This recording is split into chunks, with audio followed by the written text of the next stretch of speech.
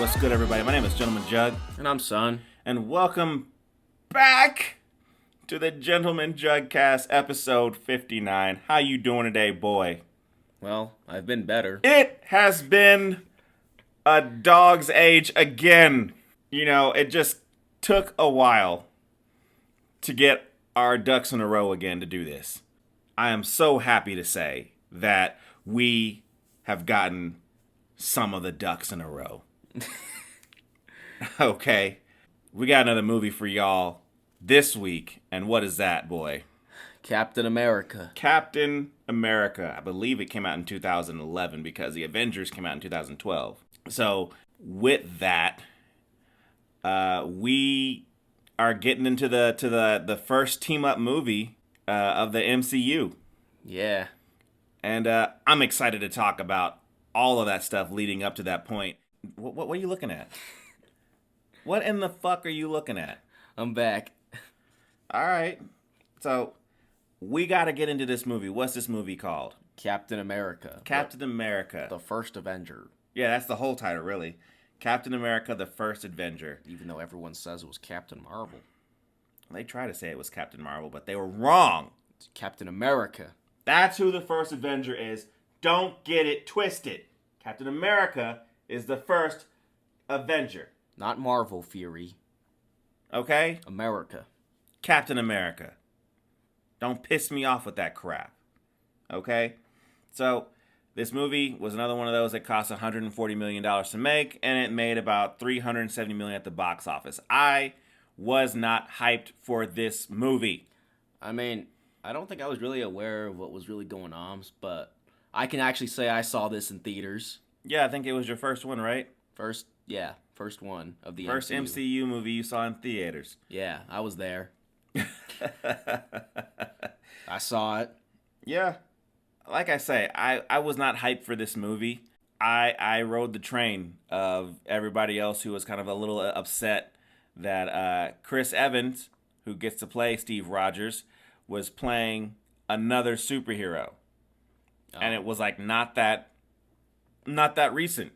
Oh, I didn't even, I think at this point I was like, I didn't even know that he was in the Fantastic Four, because I was like, I don't like that movie. That was so far beyond you. I was like, it's this guy from Captain America. Yeah, that's the first time you saw this guy, you know, and as we look at how he performs Captain America from this movie and on then, I'm like, this is exactly what he should have been doing. You know, forget all that freaking, Human Torch crap. Captain America is who he should have been playing because he's a great Captain America. I don't know if I can say this enough. I was not hyped for this movie. I was just not. Look, Captain America is not one of my favorite superheroes. I think because of the MCU, he became one of my favorites. Because at first, before I watched him, I was like, Spider-Man's the only one I like. Yeah, I'll give you that. I mean, he was more of like the Superman type of character to me. The one who's like always good all the time, but just very vulnerable, because he's not invincible and stuff like that. But he's basically the Superman character. He's like human Superman, but also not human, superhuman man.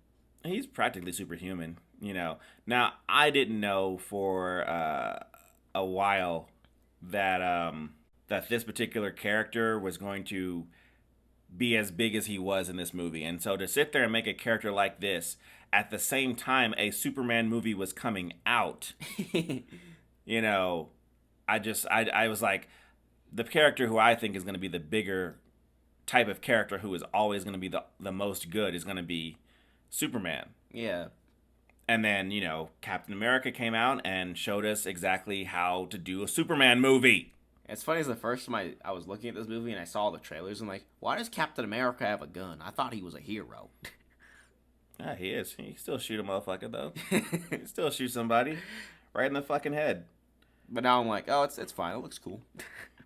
But this movie was great, in my opinion. I mean, there were some issues here and there, but not so much that I wrote down. I mean, like, this whole thing is like maybe a page and a half. Yeah. It's not even a whole lot because, like, it's like this happened and then this happened and then this happened. Let me get into it, okay? So, this movie starts in, the present day? Yeah. where some people are in the frozen tundra and they see a ship in the frozen tundra. I guess it was as close to the North Pole as you can get without being in the North Pole, right? Yeah. And they discover Captain America's body. Now, I don't know where Captain America was this ship. They just found his shield. Yeah, they found his shield. They're like, this one's waited long enough. Yeah, this is waited. And I'm like, okay, fine. I mean, I think it could wait a little bit longer. You don't have to wake everybody up. He's not going anywhere. He hasn't gone anywhere. I know the first time I saw this, I saw the shield, I'm like, I've seen that somewhere. Where have I seen that? Was it that one time that Iron Man sat there and used it to prop up one of his freaking things? That's what I was like, I've seen that somewhere. I think that's Iron Man's toy. Yeah. I mean, I knew who it was, and it still gave me chills because I saw the original Captain America movie, and that goofy son of a bitch was awful. Okay, it's a terrible movie. I'll show it to you sometime. But that movie was awful. Okay, this one, leagues better. We cut to 1942. A tank opens up a castle door with a battering ram, and we get to see, Johann Schmidt, the Red Skull, walking to the door, being played by Hugo Weaving, and Megatron. Yeah, Megatron, if you're nasty, but he comes in and he asks for the Tesseract, the MacGuffin for the Avengers movie. Of course, they don't want to give it to him, so then he's like part Nazi, so he gets it anyways, and then kills the town that he got it from, which is it's bad guy things. You can do anything to Nazis. They're the worst people on the planet. You can do anything to them in comics. Yeah. In movies and anything. They do everything to Nazis because we, as a people, have determined that that's the worst group of people ever. Yeah. Right? At least at this point in time. Yeah, at this point in time, that's what we think. Anyways, we cut to New York of the same year, and a Steve Rogers, who is about as frail as you, boy. Yeah. Well, I mean, you got some gains. You got more gains than he did in that point in the movie. Yeah, I mean, I could go in the alleyway and get beat up and be like, I could do this all day, too. Yeah. I mean, I bet you could get beat up all day. Me, I mean, I'm like, I got this for like another 5 minutes, and then I'm out. I'm not doing this all day. Anyways, he's trying to get into the army, and because he's frail and has asthma and I guess a bunch of other things, somehow diabetes is on that list. He's got a list of just diseases and stuff. Yeah. I'm like, does he have cancer too? Probably. He has everything. He has all the cancers. Yeah. But he really wants to get in that war. The war is happening. He wants to get in there and do as much good as he possibly can. He ends up talking shit to a guy in the movies, and that guy ends up kicking his ass outside the back of a movie theater. I think what's funny is when I first saw this, I'm like, oh, that's what Captain America looks like? I could be Captain America. You could have been Captain America, especially at the time when you saw this in theaters. You had the same body type as him. I was like, yeah, I'm Captain America now. Yeah, you could have done it. All you just got to do is, just sip on some serum. Yeah. You would have had it. Anyways, Bucky shows up, and he's being played by Sebastian Stan.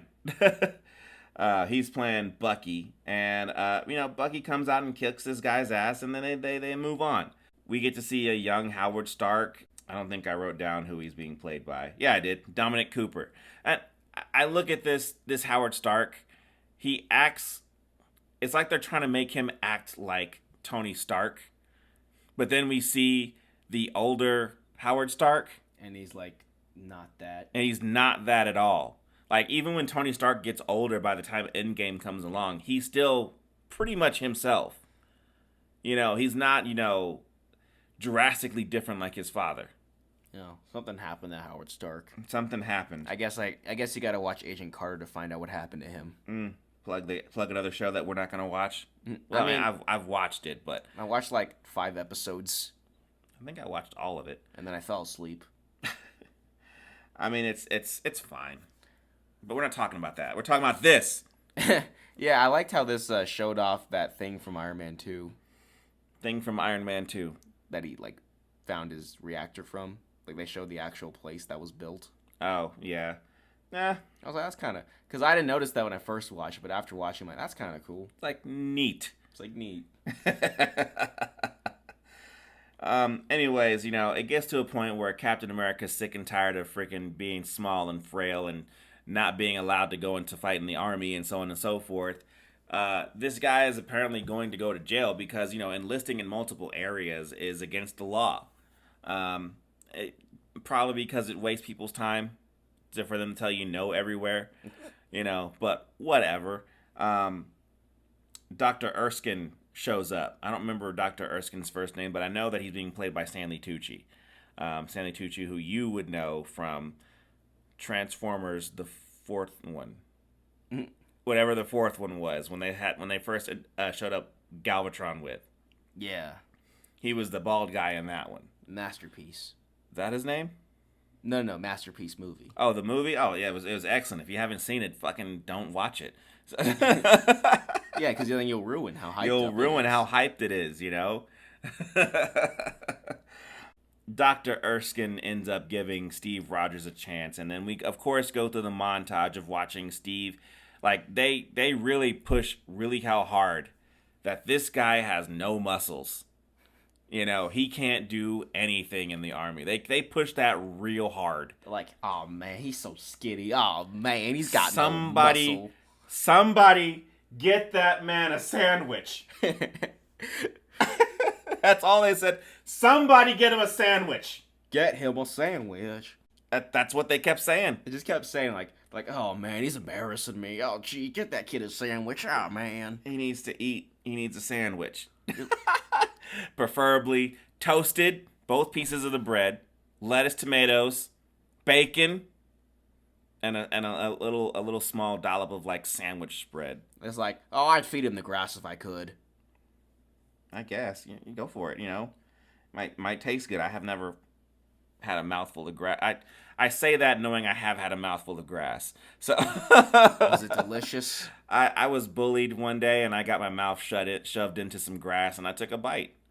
It needed more salt. Sure. Sure. We then cut to meeting Dr. Arnim Zola. He's being played by this cat named Toby Jones. Not bad. I mean, I know he eventually becomes a television in the comics. Well, like a television with like a wide body. Yeah, in the Lego games. Yeah, I mean, that's not how I know it. I know it from the comics, boy. Oh, well, I played the Lego games. Yeah, I bet you did. It's legendary. Yeah. He's conducting tests for some weapons he's got here. And, the weapons need a specific power source that the Tesseract has. He doesn't believe it'll work, and then, Red Skull freaking makes it work. And that makes all the weapons turn on, and now, the weapons have space-age guns and so on and so forth, and it's great. It's cool. Evil stuff. We get back to America, and Steve Rogers is in the army, and, they are I guess he's made squad of something somehow, and we meet Peggy Carter, and she's being played by Haley Atwell, and, it's fine. I don't have a problem with Peggy Carter. She's fine. She's doing all the things that women did at that time, where they want to sit there and show that they are better soldiers than the men who are in the army. Somehow she's elite. They never tell us that, but she gets to punch a guy in the face and then look smug while she does it. And then in Agents of S.H.I.E.L.D., she does it again to a hybrid dude. Yeah, which is fine. It's fine. In any case, he ends up being the clear choice to be the super soldier. Yeah. Okay. Because he doesn't have a sandwich yet. And I'm engaged with this movie. I like this. It's great. You get to see him use his brain. You get to see him, use his heart. And they throw a grenade out there, and he jumps on it while everybody runs away. It's cool. I'm fine with it. And then he's like, somebody get this kid a sandwich. Somebody get this kid a sandwich. Okay, so we then come to the part of the movie where they decide to go ahead and make Steve the super soldier. And, of course, it works. It looks cool. I don't have a problem with this. And then right after, a Hydra agent comes out and kills Erskine and blows up the freaking facility. This makes Steve a 1 of 1 because they can't do it again. And they even break the serum. Yeah, and he steals one and then freaking runs off with it. And then yeah, so Steve gives chase. It's funny is that when the doctor's dying, he doesn't even say anything. He just points at Steve's chest he's like, Why is that funny? I don't know. It made me laugh. Okay. He was like, well, he was pointing towards his heart. I know, but it was just like, okay. Okay. It bothers you that he's pointing towards his heart? Yeah, he didn't. He looked like so serious. He was dying. We want him to sit there and be like, whoops, and then die? He was dying. Anyways, we start to see that Steve apparently can run faster than a car because he catches up with this car, and he even survives a car crash. And being shot. And being shot in the side. I like how the Hydra agent takes like a kid hostage and then throws him into the water. And then he goes to save him and he's like, I can swim. What? Because he can swim. Yeah. What? Why are these ridiculous things funny to you? I don't know why. Yeah. I can swim. Go get him. Okay, yeah, he can swim, It's like, good, I don't have to freaking save your candy ass. I can go get the guy who has a sub for some reason, and he's going to take that small little sub, I guess, all the way back to Germany. I was like, where is he going? And he's like, he's going down. Yeah, and so, Captain America catches up to a sub underwater. And just punches through the glass. And then throws the guy from the water onto the dock. Which, look, I'm like, all of this is awesome. Yeah. I'm cool with this. Like, yeah. It looks like a comic book to me. And then I guess dude's like, the Hydra stuff, and then he dies. Yeah, he has a cyanide pill in his teeth, and he takes that and it kills him. Yeah, it's fine. Whatever. When I first saw that, I was like, ooh, bubbles. Bubbles. So Steve ends up being, since he's one super soldier and he has super strength, the army should be able to use him, but for some reason they can't. He's like, I asked for an army and I only got you and you are not enough. And I'm like, dude, come on, man, really? Come on, man, I'm Captain America. I know. He's like the strongest person you got and everyone likes him. They're like, no, we got a better idea. Yeah, so Steve he ends up having to sell, war bonds, and I had to explain this to you while we were watching the movie. Yeah. For the war, because that's basically how the war pretty much got paid for, was by help from the people. I just know when I first watched this, I'm like, so he does not a superhero, he just dances and picks up motorcycles and fake punches people? That's what how else are you supposed to get war bonds sold? You need a celebrity to freaking push them shits. Yeah, when I first saw it, I had no idea what he was doing. So I'm like, this is Captain America? It is. I don't think that's what they did in the comics. I think in the comics he was a frail kid, freaking got the powers, and then freaking went to war right away. He's like, let's go to war. But this is a movie, so they got to be like, this is what he did. We need a reason to play the song. Which is fine. It's fine. It's what they did. But eventually he gets to go out to where the war is, and he gets an opportunity to go and save, a bunch of bad guy or good guys that have been captured by Hydra. And it's cool. I'm a sucker for espionage. I like seeing, people sneaking into places and doing damage. The whole thing I was like, it's Metal Gear Solid. I love that series. Shut your mouth. I love that series. I don't want to have to hurt you. I don't want to put you in a chokehold and break your neck. All right. So I thought this was cool. Like I said, I'm a sucker for espionage, and when the good guys, I keep saying bad guys, when the good guys finally break out, there's some scenes in there, you can't tell me that they don't look like Halo. You cannot tell me that they don't look like Halo. There's guys in there on the back of a freaking warthog just shooting other bad guys with lasers. Yeah, like Dum Dum Dugan. Yeah. Well, he was driving it. I was about to say Dum Dum Hooligan. Hooligan. Anyways, during this particular mission, Red Skull and Captain America meet face to face. And then he rips off his face. Yeah, the mask that covers his face. Because apparently, according to Erskine, he took the serum as well, so that also gives him super strength too. Yeah, it burned his face. And burned his actual face off, so he gets to wear a very convincing mask, which for 1942, that's very good technology there. But whatever. I remember, like, when he ripped his face off, I'm like, Oh, he has another face. Okay. He has two faces. I'm like, so it's like Hydra. Yeah. In any case, Cap also during this time finds Bucky as well, and it's cool. You know, Red Skull and Zola, they escape like villains often do. And He's like, what about where do I sit? And he's like, don't scratch my car. I'll kill you. I mean, which I get. I'm like, I would kill him too if he scratched my car. Destroy him. Okay? So, we eventually get to have the pieces to come together, you know, where Cap gets a shield, his uniform, and his team, the Howling Commandos, which they never say in the movie, or at least I didn't see them say it. But I knew who they were because I watched that cartoon. Okay, you in this fucking cartoon. Okay? Alright, fine. I played the Lego game. Read the source material, boy. I don't know how else to say this. You mean Lego game's not source material? No, it's not fucking source material. It taught me everything I knew. I taught you everything you knew.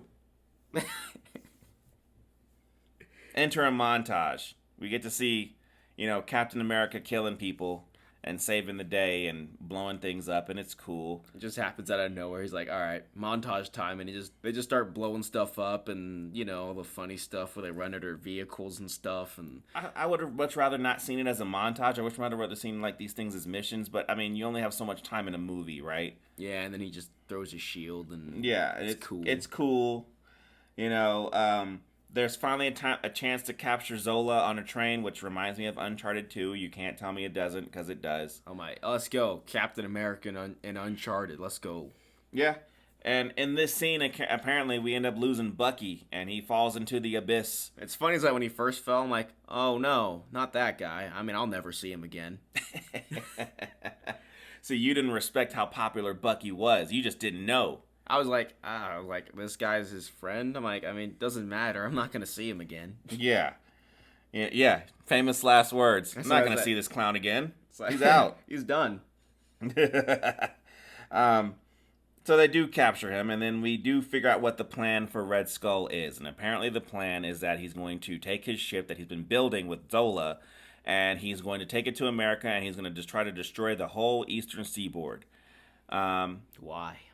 Well, because this is the war. You know, if you devastate a country enough, then they can't fight back.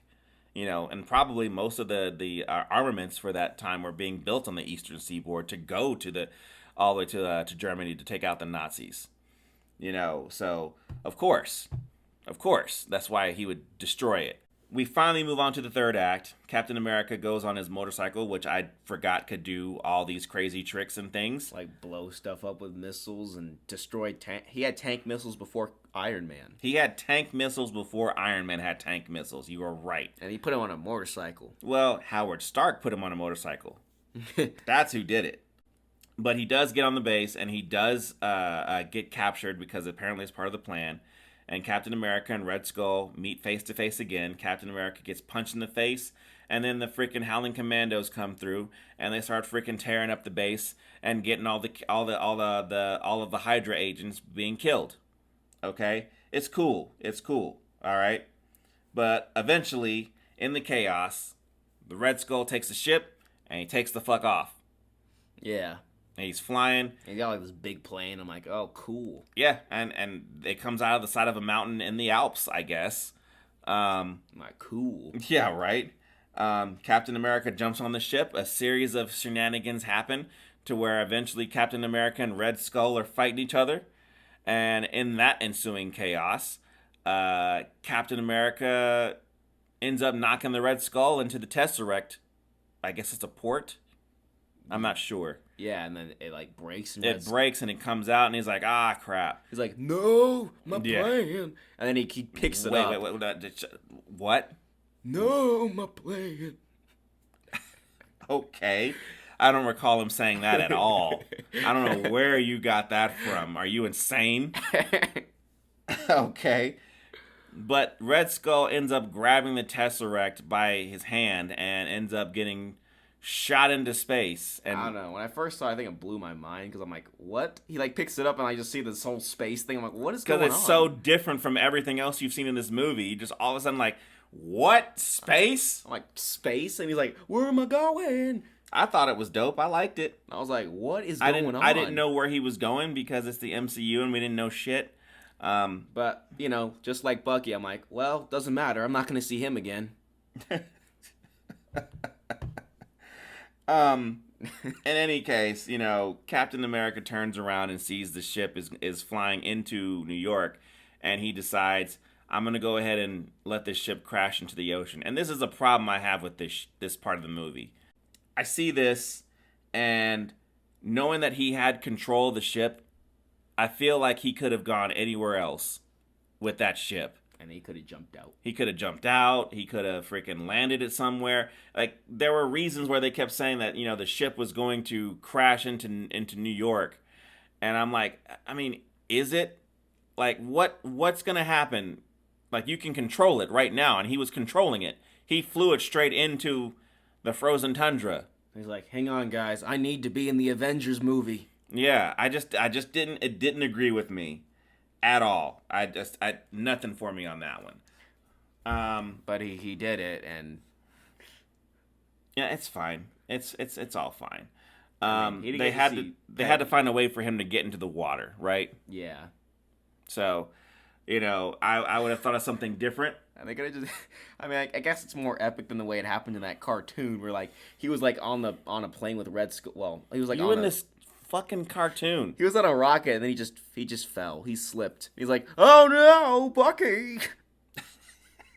And then he wakes up, he's like, oh, I missed. What did I miss? He's like, I slipped. Yeah. Look.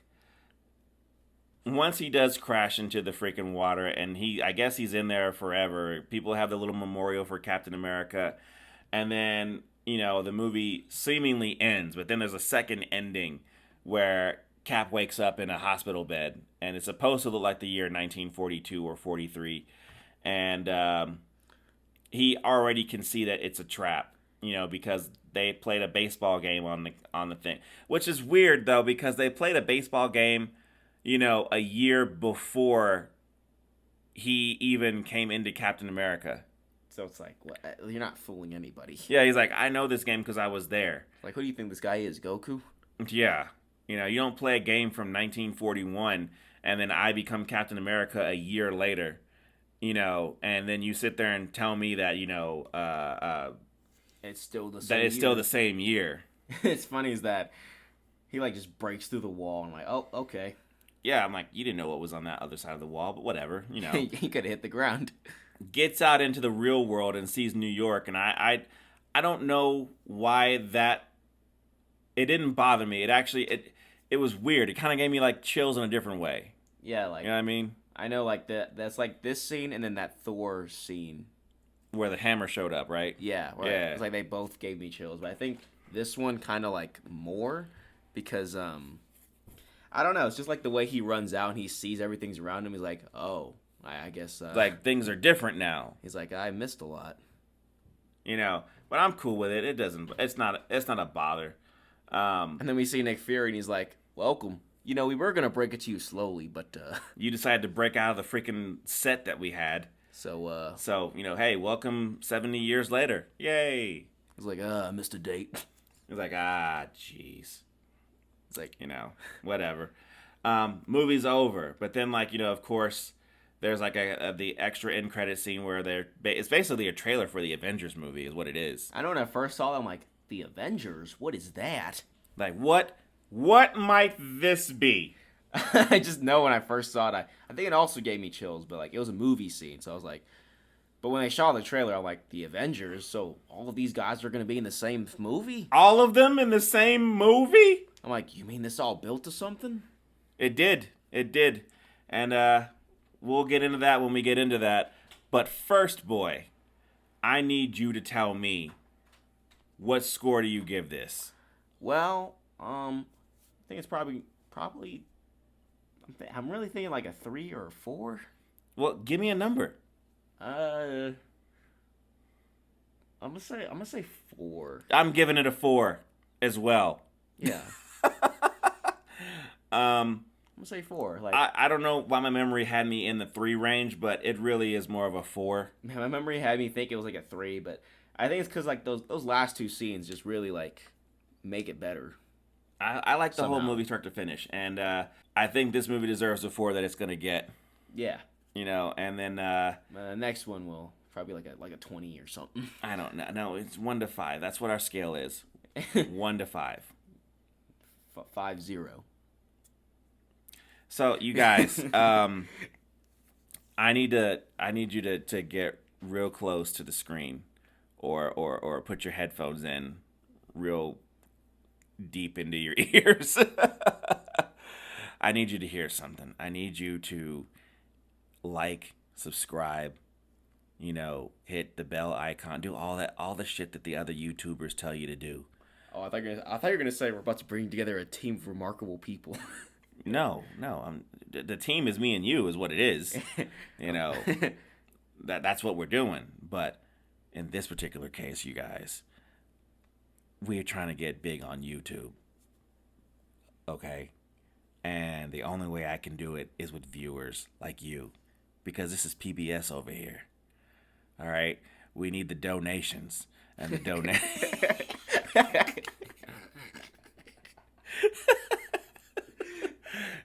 I know where you're going with it. And the donations are clicks. Okay? People like to sit there and say, "Hey, your things are clickbait." Fuck, yes, it is. It's clickbait. I want you to click on my shit. Okay? I need people to click on my shit. And what I need you to do is I need you to kidnap somebody. Don't kidnap anybody. I need you to force somebody into a chair and make them listen or watch the video, and then you need to do it yourself. Okay? I know you have questions, but you need to be compelled to listen to Jug and Son on like a daily basis. We got like, what is this, 59 more of these that we've made. We have a whole season 1. We have a season 1. We're in season 2 right now. That 3 is next year. When is it, like April or some shit? It doesn't matter. Okay. Just like, subscribe, click all the buttons that they want you to click. Everything that the YouTubers tell you to do, just do all that shit, okay? And we will see you on the next one, because the next one will be available when it's ready.